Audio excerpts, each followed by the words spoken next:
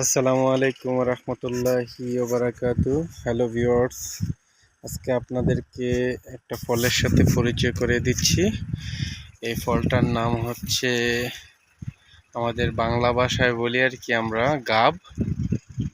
আর এই দেশের ভাষায় এই ফলটাকে, এই দেশের ভাষায় না, ইংরেজি ভাষায় এই ফলটাকে বলে কাকা ফ্রুট।